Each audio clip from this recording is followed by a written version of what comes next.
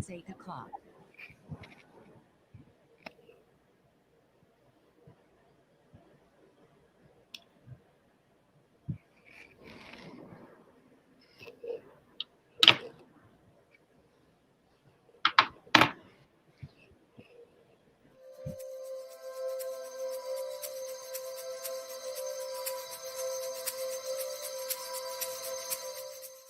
Hello, everyone, and thank you so much for tuning in to the Ella Johnson Show. This is Real Talk TV, where you can be on TV and talk real. Now, tonight's broadcast, we're going to do just that. We're going to get real and talk about racism within the church. Now, I know that's hard to believe, but just this past week, Southern Baptist Convention compared Vice President Kamala Harris to Jezebel in the Bible. You don't want to miss this.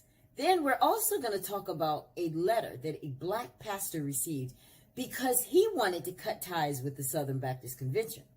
That's all coming up next right here on the Ella Johnson Show. You don't want to miss this. We'll be right back.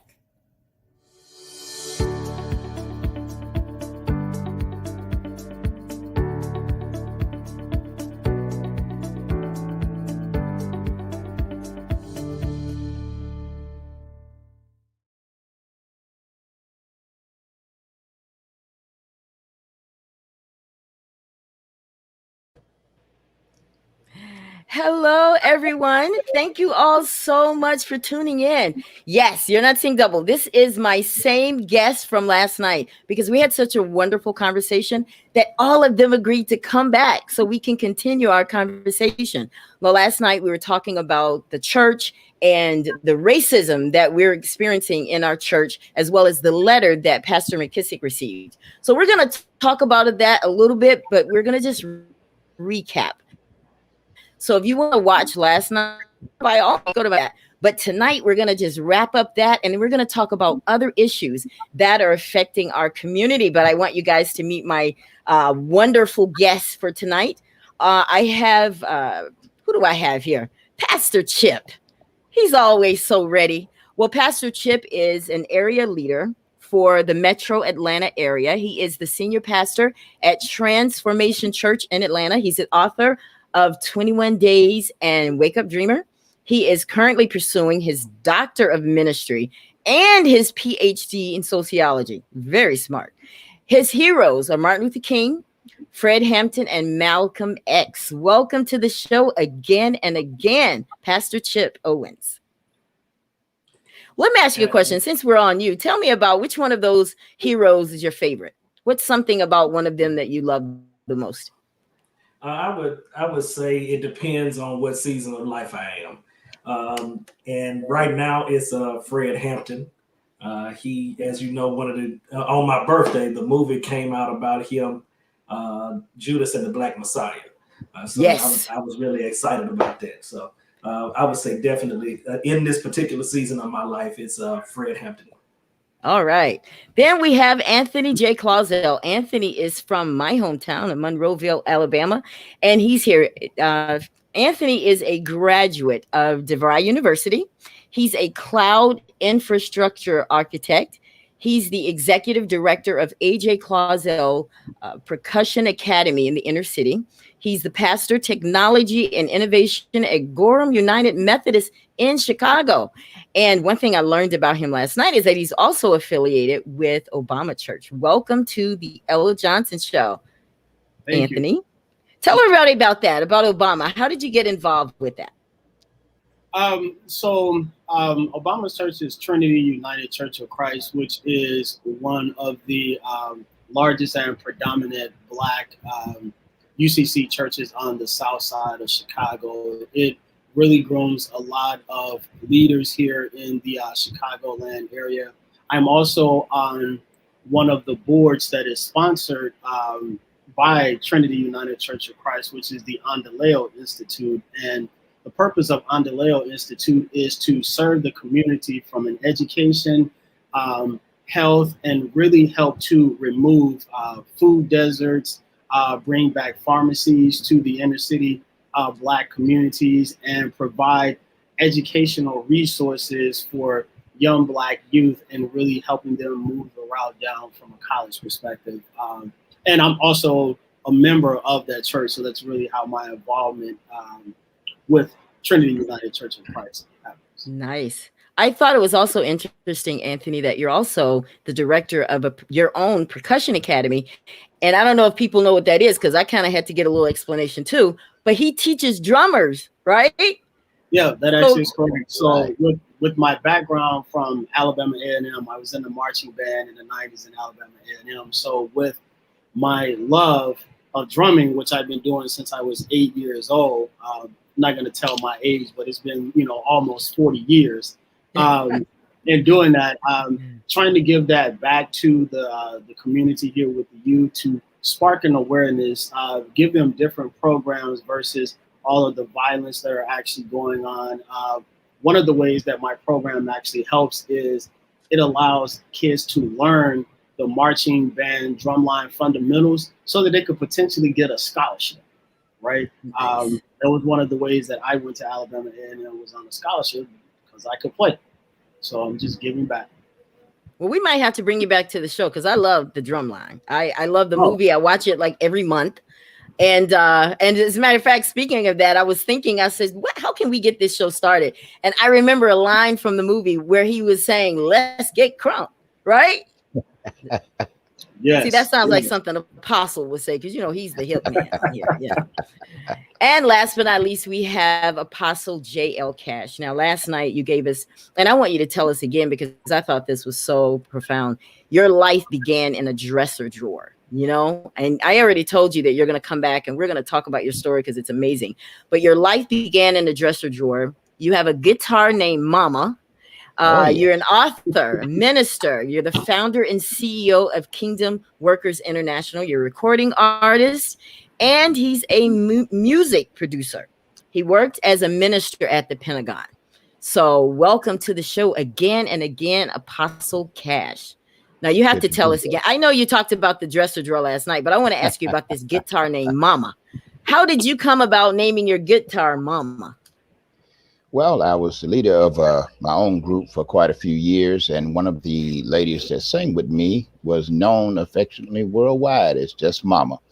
And whenever I would call her to sing, she would tear it up and bring God in there. We would do prayer lines back then, and people would be healed and delivered. So she told me that I needed my own guitar. I played everybody else's. I played B.B. King's Lucille, but I never had my own personal guitar.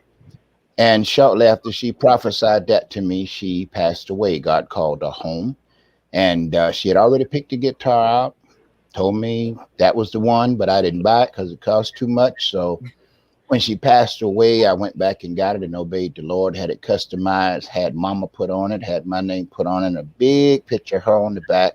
And so when I play it, normally when I get caught up in that music, I'm gone. And people who know, yeah, that's kind of it for me. But to work with people like that, B.B. King, James Brown, other folk, you learn so much watching them do what they do. And when you take it and bring it to the church, it's funny how the world really treat what they have. James Brown was a professional, no matter who liked him, who didn't like him. At church, we do what we think people want us to do. And I never quite fit in that. So me and my guitar Mama, we do our thing. We're in the process now of doing a gospel album with Mr. Philip Michael Thomas from Miami Vice and a few other folks. So keep me in prayer. Well, I'm not only going to keep you in prayer, but I'm going to tell you to give me the hookup. I mean, is that okay? Is that okay? I mean, if Most I'm going to get definitely. delivered, this is the place to do it with all you ministers. Yes, well, it's taken me to a lot of places, and I think that's what's different about my ministry. If the Lord let me live, April the 7th of this year would be 53 years of ministry for me. And it has taken me different places in the world, overseas, out in the jungles, Guatemala, Belize, a whole lot of places. But it's taken me in audiences that were not churched people. When you go, they're smoking, drinking, and whatever, and they ask me to come to sing gospel, but I'm next to Uncle Charlie of the Gap Band, and you got the other groups on the other side, Snoop Dogg, and you got to come in and tell them I surrender all. Ooh, yeah. I he love who it. winneth, he who winneth souls is wise. My goodness. So Oh, I've I seen love it. God do a lot. Yes, we did the House of Blues for 14 years. And we had more people saved at the House of Blues than in any revival I ever had. And over the Wow. years, and they still contact me. They're still living the life. It wasn't just that Sunday morning thing, but they're Right. still there, and I love it. So it's a little different, but I love it. Well, I want to thank you all for coming back again, because I know that you're very busy. Each of you are, but you decided to come back to the Ella Johnson Show tonight because we're going to have some more fun. Now, for those of you that are tuned in, thank you. If you're watching from Facebook, please just take a moment and share the broadcast so that the people on your page will be able to experience this. Now, if you're also watching from YouTube, just subscribe. You're there. You might as well subscribe and just let us know how we're doing. But you guys are back tonight because last night we started something. We started real talk about racism in the church, because some people, guys, were probably just shocked that there's racism in the church, but we're not, because I was listening to Fred Price, and Fred Price said that the church sanctioned slavery. Now, I need you guys to talk about that, because I think right up front, we need to help people understand how it is that we're experiencing all of this racism in the church. And we're going to talk about that briefly, because we're not going to go through everything last night. We're just going to finish up and wrap up last night's show. I would say that again. Give me just a second. These resources here, they really speak to that notion. We need to know that the universal church, not necessarily the black church, but the universal church, sanctioned a lot of atrocities Yes. throughout history. In the name of God. And one of the things that happens is people will put God's name on a lot of stuff that they want to do just to give it authority. We even see that in our church today. God said this, and God said that, and it's a bunch of stuff that God ain't really said. It's just stuff that we wanted, to happen, and so we put the authority of God's name on it. So that is essentially, in a nutshell, what happened with that. And so you have these people from here in America also in to satisfy the appetites for things in Europe. They sanctioned, the sending of people to pick up black bodies in Africa to come over and use as slaves. And when you go over, my father-in-law lives in Accra, Ghana, West Africa. And there on the in the west part of Africa, you will find slave castles, and the slave castle that is there in Elamina, Ghana, was a Portuguese castle, and right above where they held the slaves was a chapel. And so on top of these black bodies that are being held captive, you have Europeans that are worshiping God, worshiping this European idea of Christ, while they stand on top of black bodies that are about to be shipped off as chattel, as animals. So absolutely, the church sanctioned slavery. Yeah. Now, Apostle, have we changed much from that? No, we haven't. As a matter of fact, it just, to me, I would say, went more undercover to get more of what was wanted. But now we're in a place where it's being uncovered. It's ugly, it hurt, it's mean. But I think it's more important that we be aware that it's there, because it's hidden very well. And when you hide it behind the word or under the word, or however you want to put it, and put Jesus' name out front, a lot of people say, okay, because you're talking about God, and well, yeah, that is kind of in the Bible. And some people don't know, they haven't been taught, and some folk really don't read that much. But God is at a place now with us that he's just letting us know what time it is. And so when you say pray, it's really time to pray, because you ain't seen nothing yet. It is a ugly situation. Now, Anthony, what would you like to add to that? So I think, as I mentioned last night, it's bad theology. One, so it is how you interpreting a text in the Bible and you're using it for your own selfish Right. purposes, or you are Hmm. using that for oppression, right? To oppress people, Yes. which is totally not the gospel of Jesus Christ. The gospel of Jesus Christ denounces oppression, right? The gospel of Jesus Right. Christ is is to remove oppression, to remove hunger, to help Hmm. the poor, to help the sick. So when you find these church folk, whether it be laity, whether it be pastors, whatever the case may be, and they are using the text in a form that is for their own self gratification, or Right. to basically extend their their purpose, whatever that might be. And so Right. to that point, kind of goes back to uh, the letter.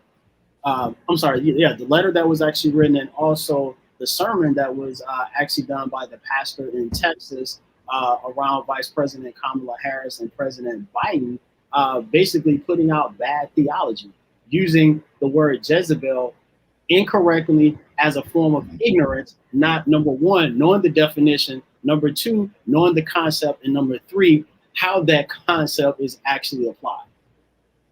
I would love to see somebody do a video, make it go viral, and educate him on who Jezebel was, and just display his ignorance. I mean, just put it out there.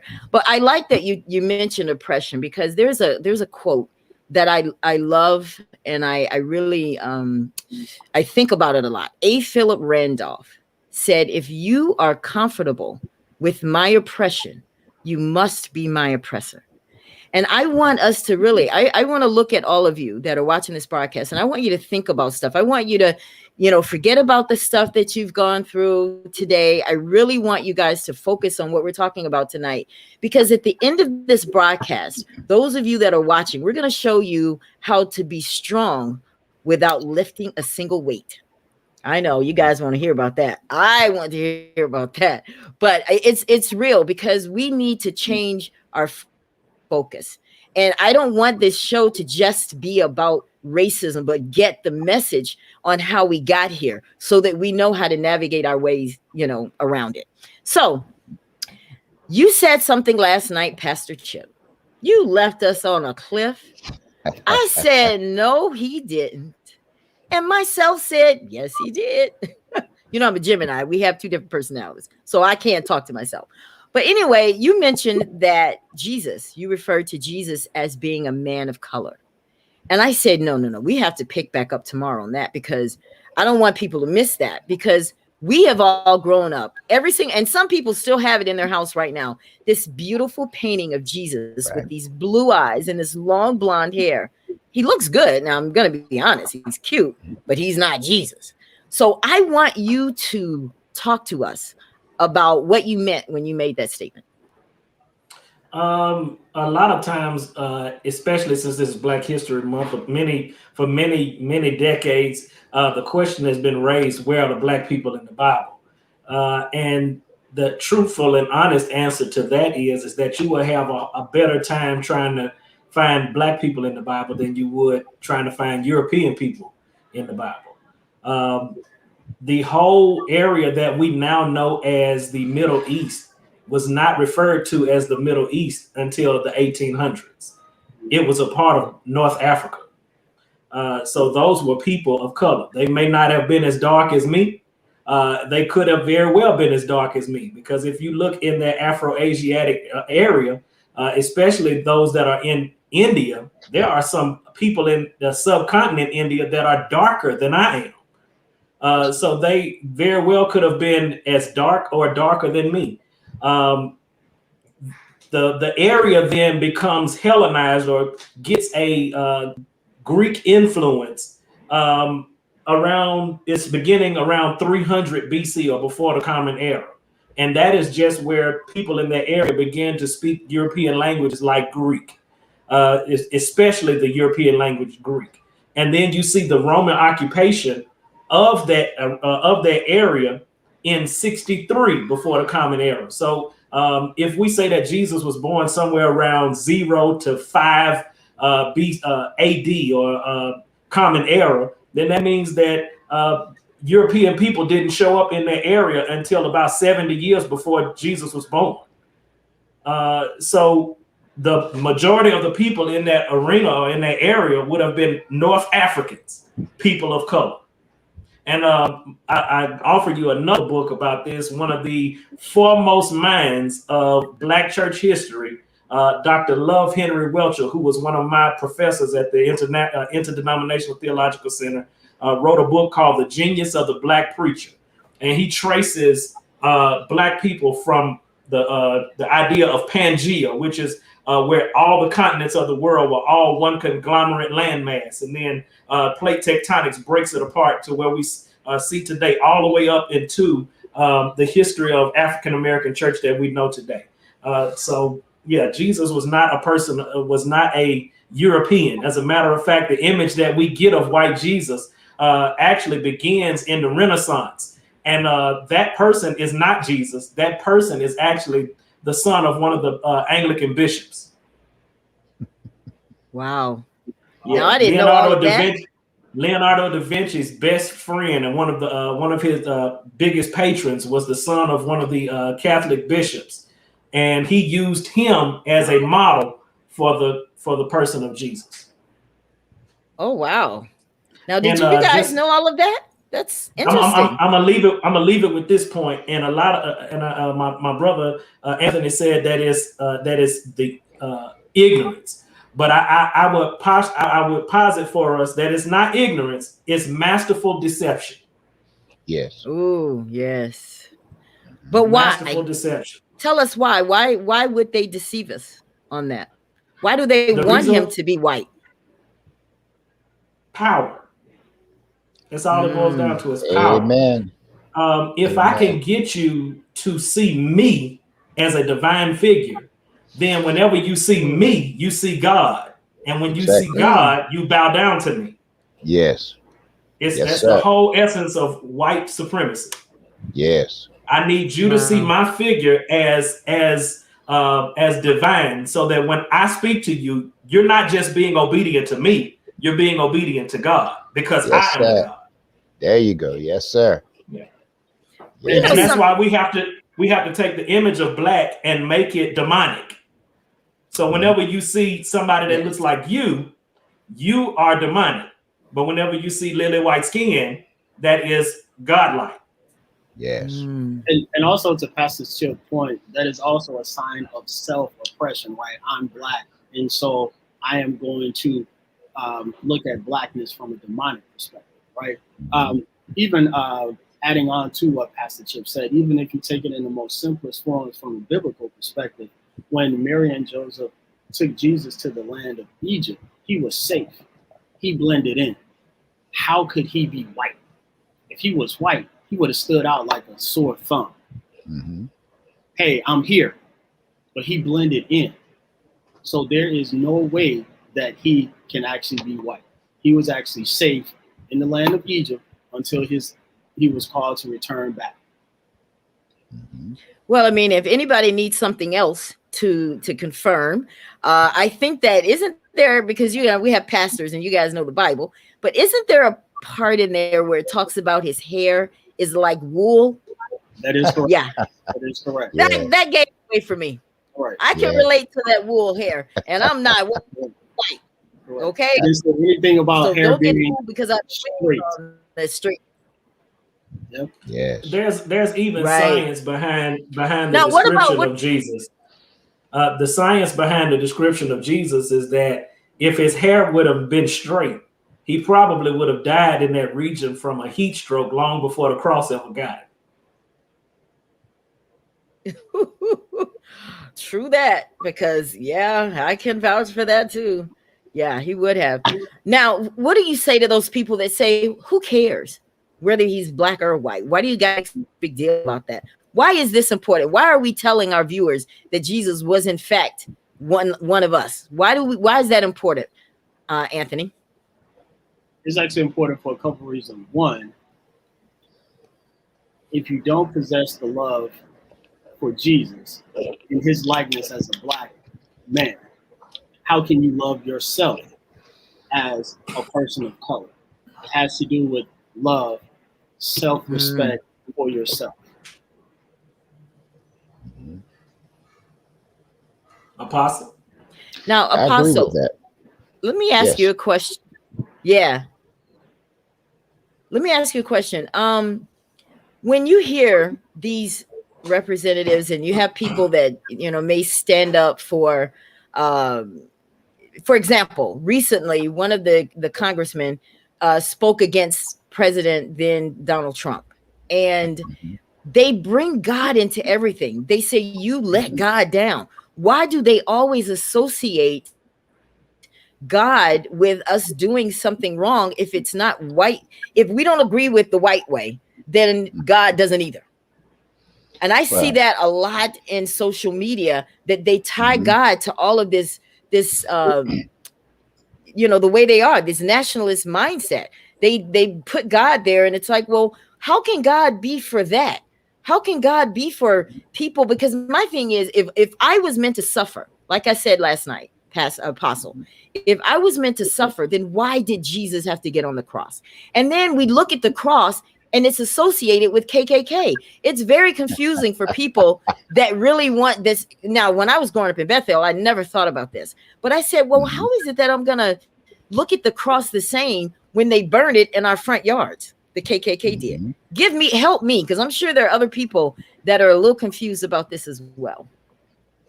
When people that are weaklings, if you let me use that word, seek power, they seek what is known to us as power. And when you deal with black people, we came out with this faith in God through all of this stuff we've been through. And a lot of the slaves were even told that to be a slave was something God wanted. This is how God Mm-hmm. wants you to be, and this is what. And so you program the mind that way. A while ago, one of my brothers was talking about the anger and all of that.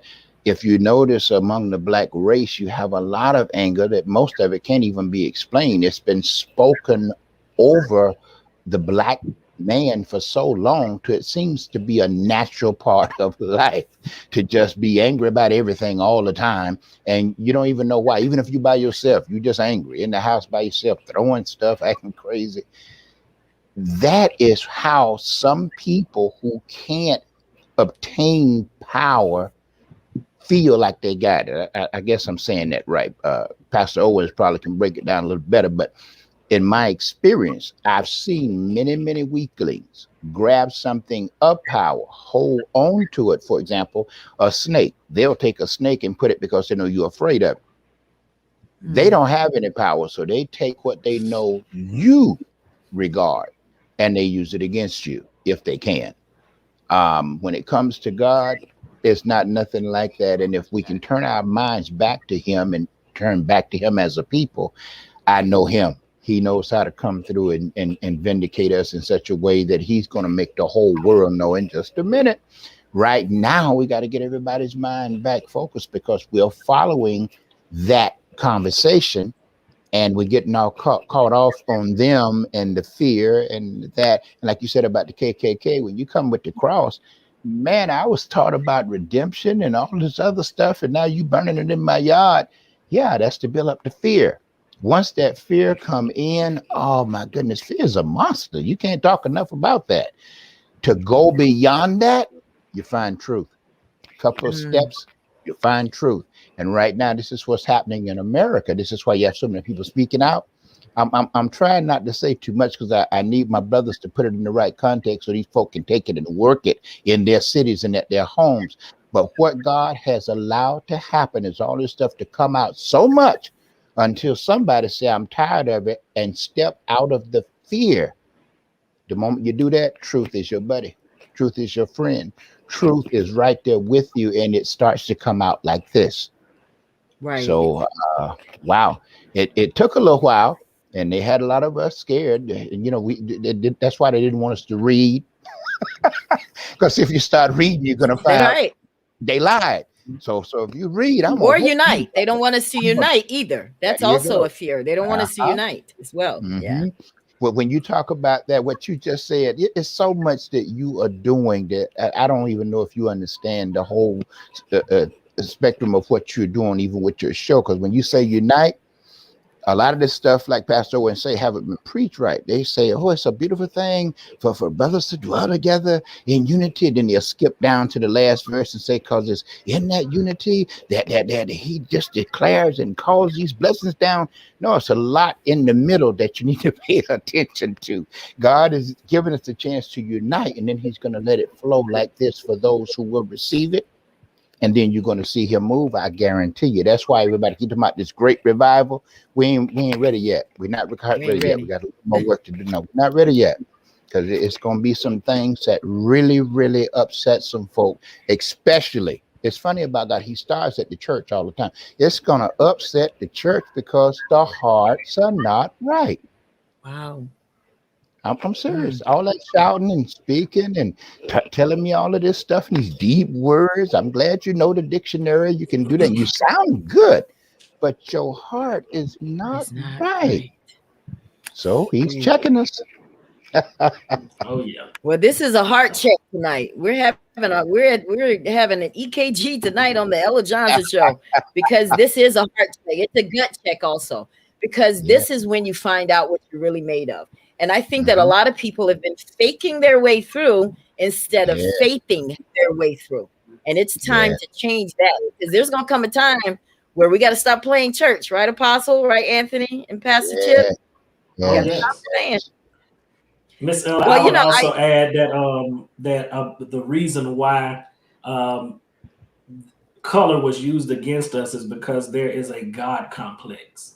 Those of fairer skin have a God complex. And so everything is, you have to agree with me because I'm white and I'm right, and God is white. So God is right.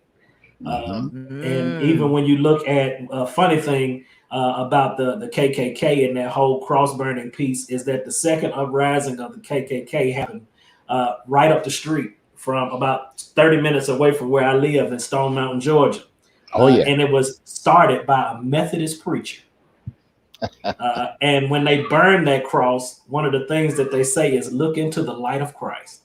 And so it's a fear tactic to try to intimidate Black people to think that God is against them, because God is on the side of those that are fairer skinned. But I'm a firm believer that if you read the Word of God and if you study the Word of God, that you will find out that God is actually on the side of the oppressed. Yes. He is. Say that, brother. Matter of fact, he says that I'm near to the brokenhearted. And that's the part I don't think they really counted on.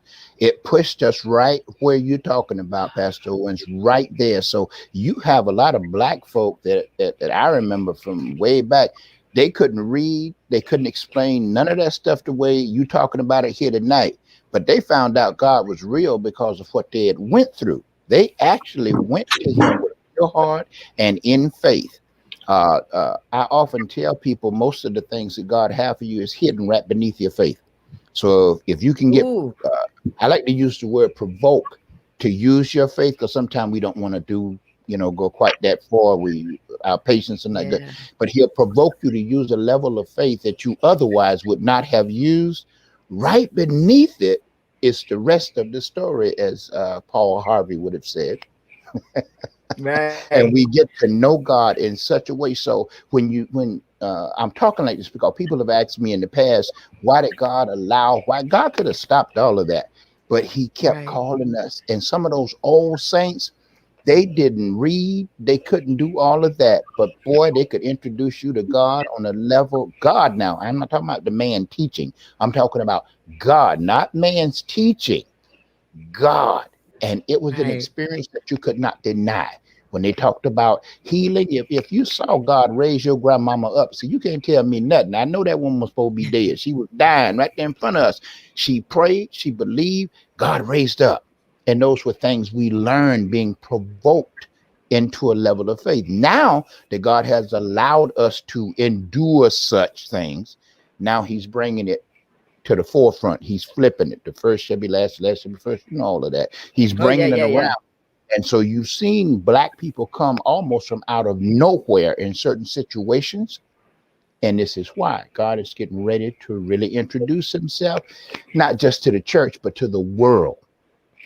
So I felt as you were talking, I just felt in the spirit that people are wondering, why God allows people to go on and why he allows certain things. And immediately I thought about Lazarus.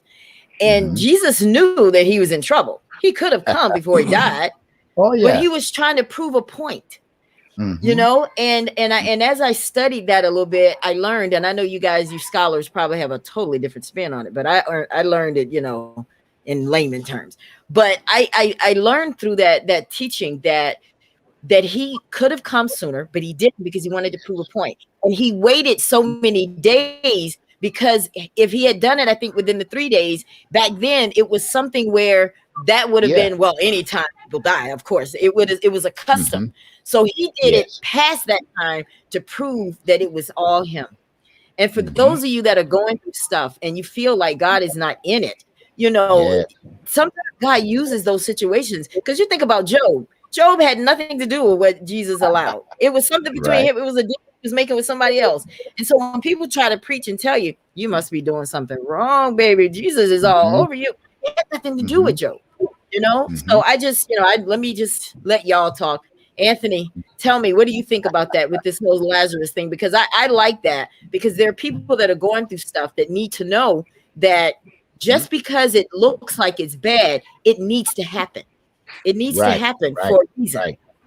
That actually is Hmm. correct. So God allows things to happen in our lives to put us in the place where He wants us to be for His Right. will to be done. Hmm. Not your will, not your mother's will, not your father's will, but God's will to actually be Hmm. done. So God allows you to go through trauma, to go through trials, so that on the other side that He can get the glory, that you will actually have a story to tell to say, God delivered Yes. me from Yes. X, Y, and Z.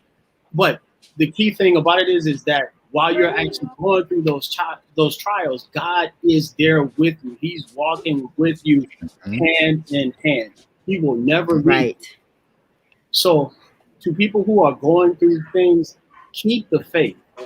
Trust that God is there with you.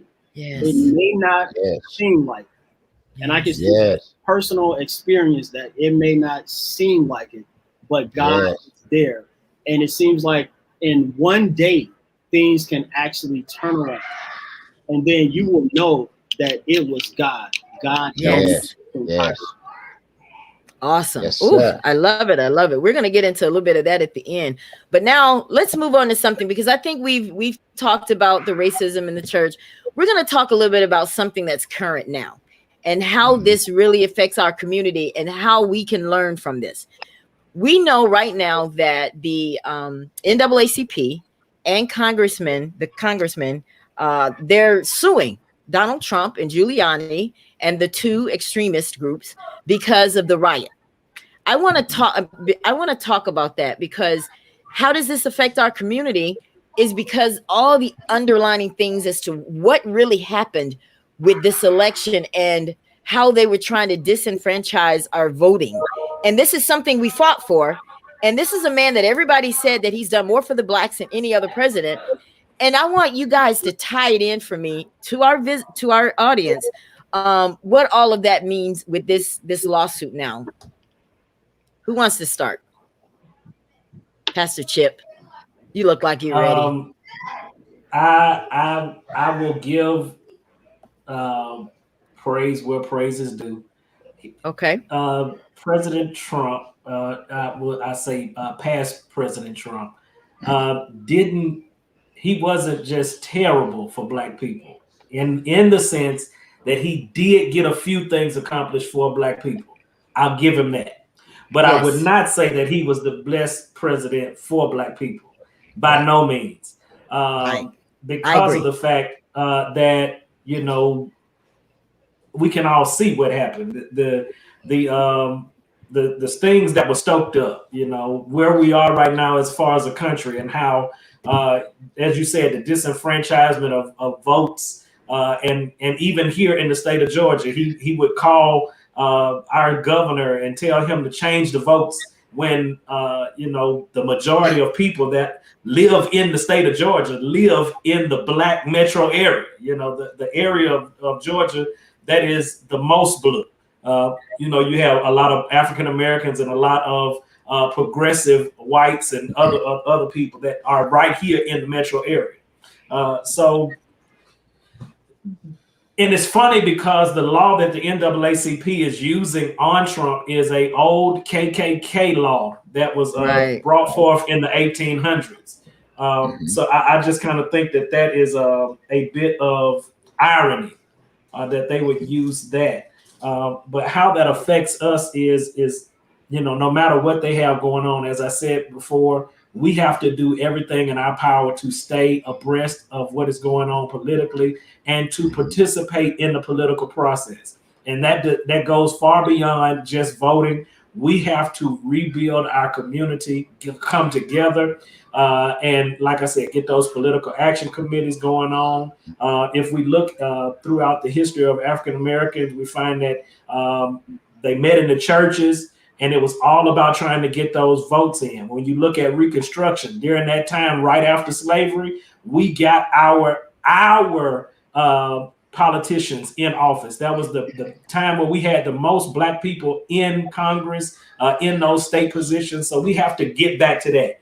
Getting not just people of color back into those positions, but people that have an eye for, or I would say a endearment to the things that deal with Black and brown people.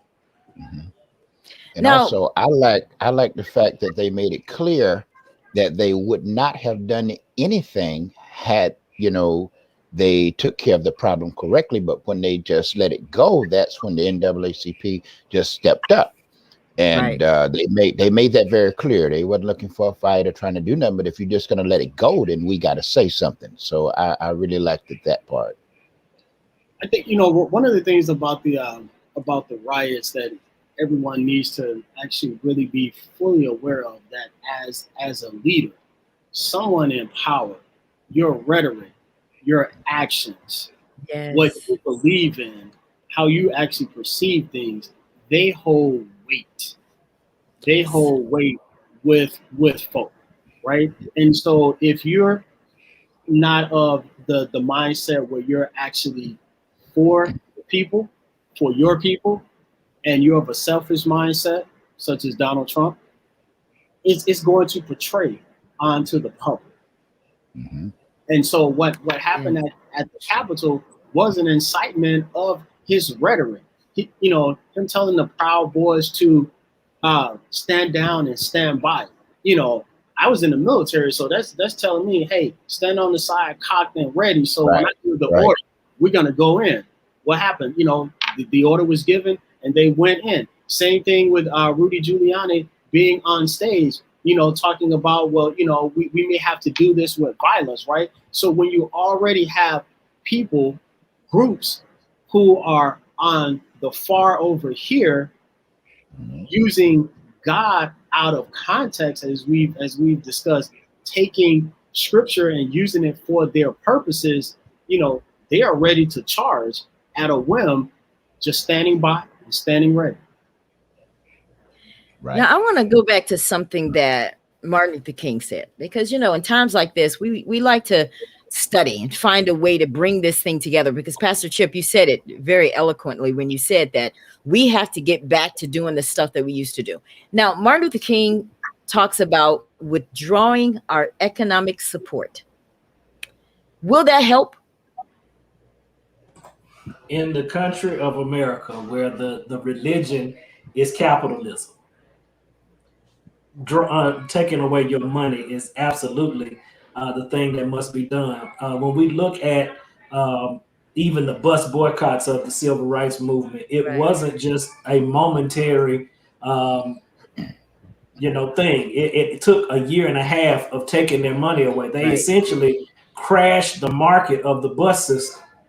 And so that's when you get people's attention. Reverend Knight said it like this. He said, it's not a black problem, it's not a white problem, it's a green problem. And as I said, when you're in America where the actual religion is is capitalism with the front of Jesus.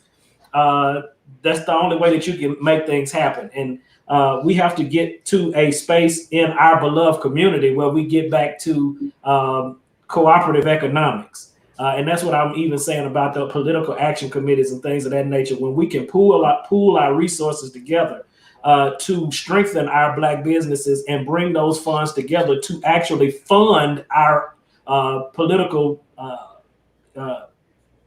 people that our politicians for their elections and things of that nature, then they become endeared to us because we put a little money on the line. And so that's exactly what has been going on with our conservative brothers and sisters. They bankroll their candidates, and they have people that they've go in and they go in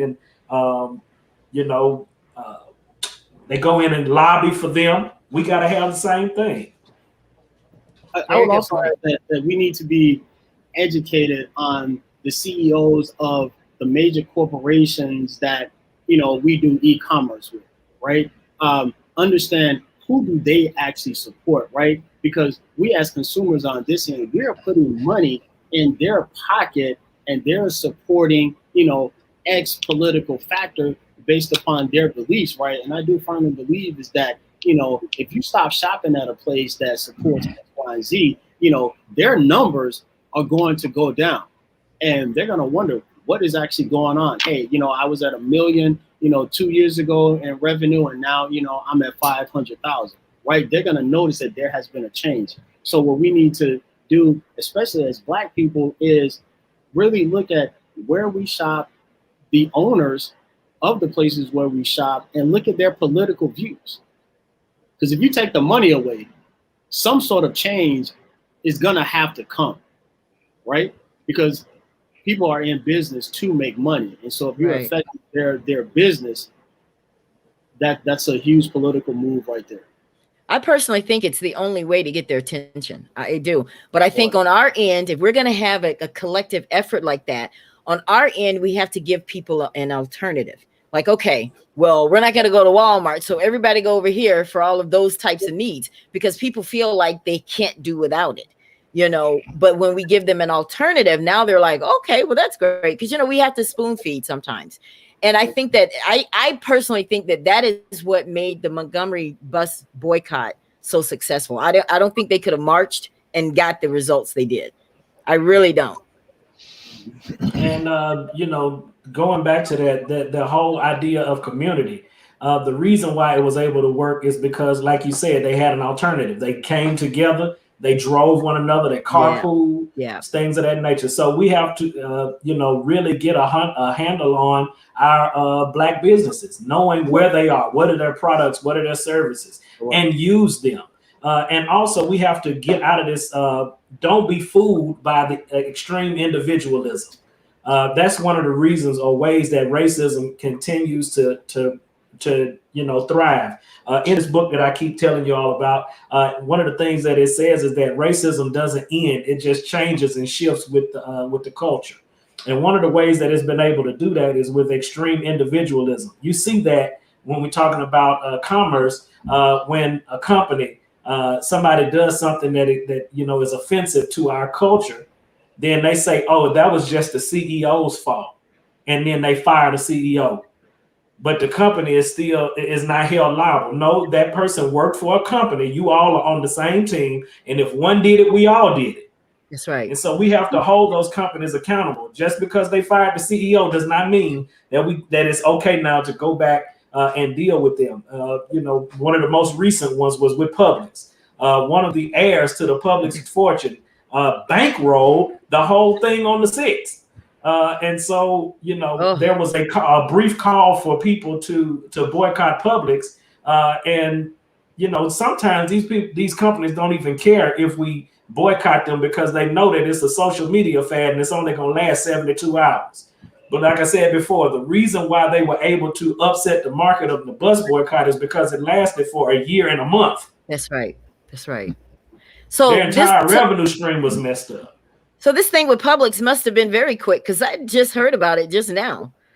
Mm-hmm. So why is it then? Why, Apostle, why is it that we can't hold it together like they did in the Montgomery Bus Boy. Why can't we use that as an example for how we need to handle business now? Why can't we do it? I think that's a little touchy for me to answer, dealing from where I'm dealing, because I've seen leaders come together. They're not like the leaders that were then. I've come across leaders who have had some great ideas, but they've had personal, you know, motives No, I and don't. What does that mean? Personal what? seeking personal gain, put it that way. Back in the day when Okay, Martin Luther King and some of the others, they were really, really concerned about the matter at hand, and that was right. it. And they all came together, Jesse Jackson, all of them. Everybody got together and stood together. It was easy for the people to follow that example. Now you have some folk who will say what you want to hear, but they will not fight the fight purely. I'm trying to say it in a real good way. Some have personal motives that they think will enable them to get ahead and do whatever they want to do. And the people can't follow that. So you don't have that strong unity like we had back then. If we had that now and everybody could stick together on that, and I mean everybody, can you imagine getting out there on that road, marching, following Dr. King because you believe what he believed, and he's first, he's setting an example. Right. That's not exactly what we have oftentimes now. So when the people start out, everybody's gung ho at first, and then you find out the person that you're listening to is not really on the one. That's a James Brown term. And it causes the whole thing to fall apart. I'm trying to say it in a nice way because I've Well, been you don't have to involved. say it in a nice way on my behalf. Does he have to say it in a nice way for you guys? No, I've I been want you to keep involved. it real. I've been involved with a lot of people, and some of the leaders just have not been, their motives have not been pure for the cause, put it that way. And you can't stand behind it. So then the effort looks like it's useless. So Back then let's then, get rid of the leaders. Let's get rid of the yeah, leaders. I need somebody I'm all out for that. front that can lead. Yes. If you ever look at those old videos, Dr. King, if he had to get hit, if he had to get put in jail, he stood and he just Yes. didn't care. He stood. Then the people with him stood with him. So for us to follow, that was easy. I'm looking at this man. He's being an example of what he's telling me. Wow. When he said he had a dream, he shared it with us. He showed it with his life, with his character. He stood there.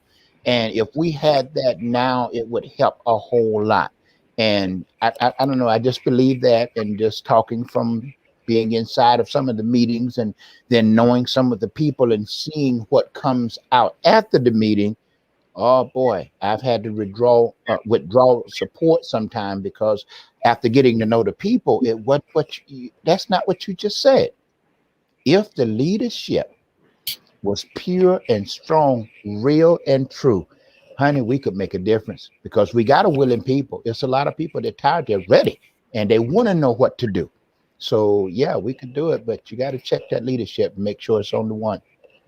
Anthony, what do Miss you Ella, have I to would. add? Oh, go ahead, Anthony. Yeah, Anthony, what do you have to add to that? I agree with Apostle Cash. We have to check the leadership, and as I kind of made this comment last night, that when we're looking at a lot of these leaders, a lot of their motivations, it is from a self-preservation perspective, right? Mm-hmm. Seeking for what I can actually get. What can I actually get out of it? So I do agree Right. that we do have to check the leadership. Okay, Pastor Chip. I would say that first of all, that we have to get to a space where we're okay with the fact that there would never be another Dr. Martin Luther King. Right. Right. There will never be another centralized figure of leadership in this quest for equity in America. And so that begs the question for us: where is God in this thing? And going Yes. back to what we talked about earlier, when people are going through, they're wondering where God is. And we have to, since we know that there'll never be another Dr. Martin Luther King, we have to also be okay and get to the space in our heart that says, I got to look for where God is. And maybe Yes. God is not in the church building anymore Yes. in this season. Yes. And, I believe that through all this that we've learned in this COVID season, that we've had to get outside of the walls of the church. And so now God is taking his presence. God's presence is now not just inside or confined to the four walls of the church, but God is moving throughout the face of the earth again, just like in Genesis 1, where it says that the world was dark and formless and there was nothing, and that God's spirit was moving and hovering across the face of the earth. And so we have to now get to a space in our heart to where we can look for God. We can seek first the kingdom of God, and then we'll find what we're looking for. And this is the season of Lent.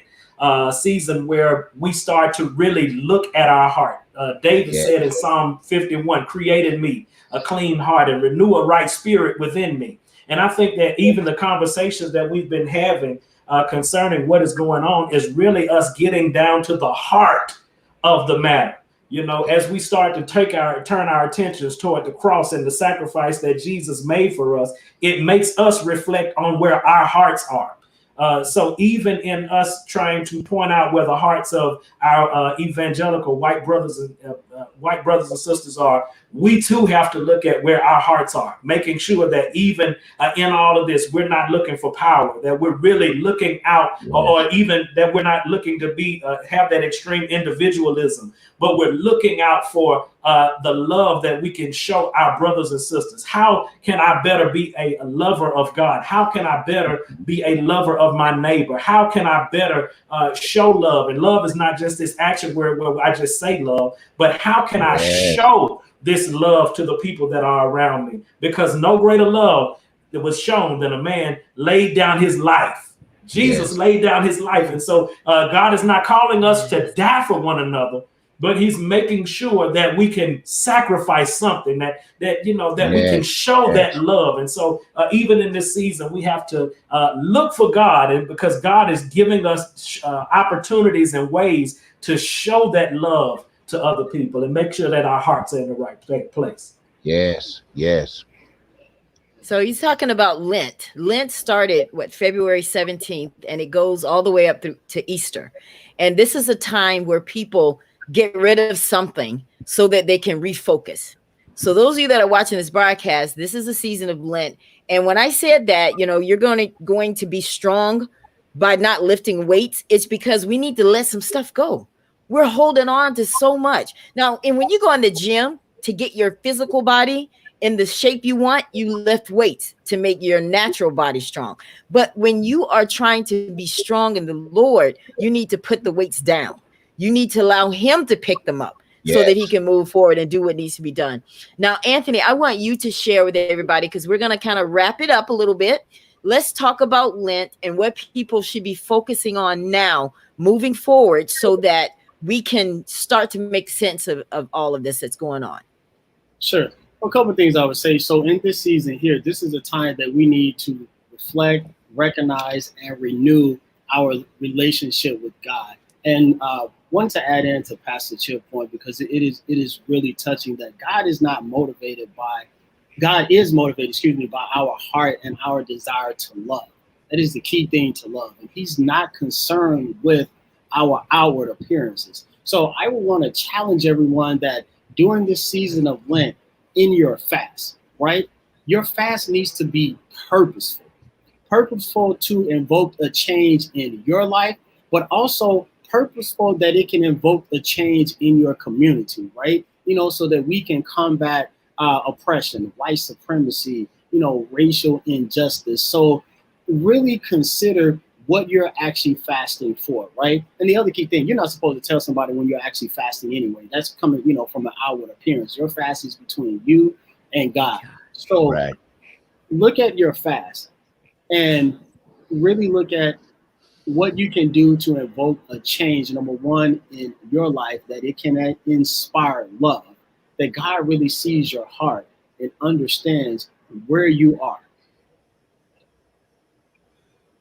All right, Pastor Chip, you want to add more? I mean, you've already given that, but I want you to just kind of put people in focus right now after this broadcast where they need to start. I know we're focusing on a lot of the issues, political stuff that's going on. We're watching CNN and we're so getting caught up. But at the end of the day, we still got to renew. So take people through that process, Pastor Chip. And then you, Apostle, and then we can end our show. For one thing, I would say that at some point we have to. There's a level of being informed, but sometimes we need to back away from it, Right. just so that we can refresh our minds and refresh our spirits, because we can become overwhelmed with a lot of this stuff. Um, and one thing that Jesus tells us is, he says that to take my yoke upon you and learn of me. But he also says, cast all your cares on me, for I care for you. So there are some things that you're supposed to carry and some things that you're not. And one of my favorite stories that I use in the preach moment is that there was a man who he asked God for more strength. And God tells him, okay, you see that boulder right there? I need you to push. And the man says, what do you mean? God says, just push the boulder. He says, try to push the boulder up the hill. All you got to do is just try to push it up the hill. And so he starts to push, and the rock doesn't go anywhere. And so the man continues to push, and over time he gets upset and he says, God, you told me to push this thing up the hill and it didn't move. He said, I didn't tell you to push it up the hill. I said you to try to push it up the hill. And so God then says, look at your arms. You asked me for more strength. Your biceps are stronger than they've ever been. Look at your legs. Your legs are stronger than they've ever been. And all I told you to do was try. He says, take this burden and try to work with it. And if you follow me, everything that you ask for will be there. And so we have to get to this space that we take on the burden that God has for us. Maybe that burden is prayer. Maybe that burden is scripture reading. Maybe that burden is just letting go of CNN, or whatever that fast is in this Lent season. Take on that burden, and allow for God to strengthen you in this moment. Yes, yes. My audition to that is simply to look at it in another angle, add it to what my brothers have said, and look at it as a time of preparation. If you really believe God and your faith is released, then you need to be prepared for what he's about to do. When you're dealing with Lent, you talked about the crucifixion and resurrection and being prepared for that. There's some things that are dying right now, but there are other things that are living. The end of something marks the beginning of another. The evening and the morning brought about the next day. There's about to be an end to what you've been suffering and going through with, but you need to be prepared for what's next. I expect the best. I expect God's very best. He said, I think it's Psalm 66, verse 10, 11, and 12. We went through the water. We didn't drown. We went through the fire. We didn't burn. He brought us out, but he didn't bring us out where we were.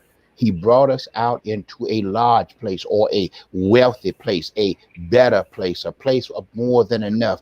Unless your mind is conditioned and prepared to receive that, it won't happen. You got to know who God is, and that he's not on welfare. He's not broke. He's not pitiful and crying. He's ready to bless us. He's already predestined for us to be blessed. Prepare during this time. It started yesterday, and it'll be over next in April. But you have the time to cut loose. In my book, we talk about relational amputation. There's some people that we love so much, but they hinder us. And sometimes God has to amputate them out. He has to cut them completely out of your life. It hurt a little bit, but baby, you're going to be better when he cut them out. An amputee has what they call ghost pain. If it's your arm and your arm has been removed, that arm is gone, but you keep feeling like it's still there. Sometimes God has told you to drop some people, leave them alone. They can't go where I call you. And even though they're gone, you miss them, you're hurting, you want them, and you can hear them talking to you. The amputee has to get used to the fact that it's over with. We're done here. And when God amputates that, let it stay amputated. Don't go pick it back up, and step into your God-given kingdom place of blessing and enjoy. It won't matter who's president then, baby. You're going to be blessed either way. Ooh. Ooh, that deserves a shout. You could go ahead and shout right after that one, Pastor Chip. Listen, that was incredible. I hope that you guys, you may have come to this broadcast one way, but I pray Yeah. that you will leave a totally different way. I hope that you will know who you are. And one way you know who you are is when you know whose you are, because I think Yes. all of that is going to help you get through this Lent season. And I just want to thank you guys so much for coming to the show. I mean, you guys came 2 days. I mean, how awesome was it that you were all available the next day? So I am so excited that you guys came onto the broadcast. Thank you so much for everything that you have offered. Your words of wisdom have just been awesome. I hope that you guys will all come back. I'm sure you're going to come back. Next week, Yes. Anthony, you're going to be back, because next week on the broadcast, we're going to talk about Just Mercy. Just Mercy is a movie that was birthed out of Monroeville, Alabama. And it's a movie about a man who was wrongfully convicted of a murder that he did not commit. So we have a panel of guests of people that are going to join me on the broadcast, and we're going to uncover that movie. We're going to talk about the time, because all of us were there during that time when this really happened. So we're going to talk about that. Then I'm going to come next week and give my true story about what happens really with the whistleblower. I was a whistleblower at a company, and I want to share with you guys what happened to me so you don't make the same mistakes. Because when we, want to fight and go after the system, there's certain things we need to know. And I want to share my personal experience. Yeah, I'm going to tell my business, and I'm going to talk about it because I want to use what I did to help somebody else. Right? Isn't that what it's all about, guys? Yes. Well, Yes. listen, thank you all again. And I have some things coming up. I'm looking for some motivational speakers for kids. Now, today I put out a post about Mahogany Kids. That's another one of my little brands that I'm working on, because when we were having a lot of kids that were killing themselves and committing suicide and just cyberbullying and all this stuff, God put it in my heart that we have to find a way to reach these kids and to help them understand the love of God. Well, God also put it in my spirit that what better way to reach kids than to use other kids. So what I'm going to be looking for and unrolling is that I'm going to be looking for some kid speakers, and I'm going to compensate you. There's going to be a little contest. You're going to get to do a nice little message on video, send it to me. I'm going to display the ones that I pick, and you will be compensated. You're going to get a nice package from Mahogany Motivations LLC, because I think that this is the time that we have to reach our children, and we can't depend on the system to do it. We have to take ownership.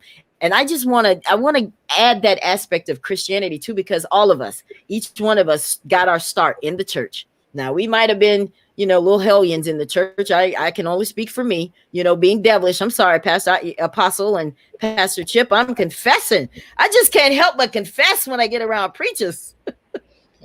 But God uses it all, the good and the bad. And that's Yes, he what I does. want everybody to understand, that God Yes. uses those experiences. Because I know, and I'm not going to talk like all night, but I have to tell you guys, I actually met an angel in a club.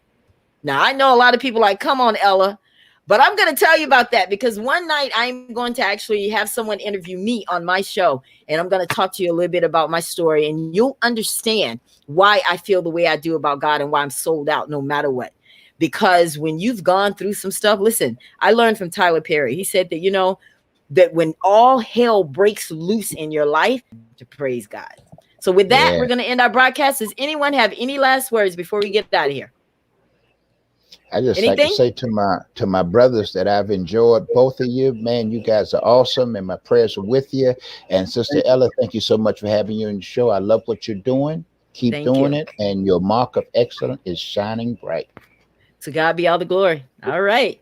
Well, with that said, guys, we'll go ahead and Pastor Chip, you can get back to your babies and do what all you guys have to do. But thank you all so much. And all of you, we pray that you have a great rest of the week. Have a great, safe weekend. For those families that are suffering through this storm, we're praying for you. Next God to Yes. cover you. All right. So good night, guys. And we'll see you next time right here on the Ella Johnson Show. Have a great evening. Bye.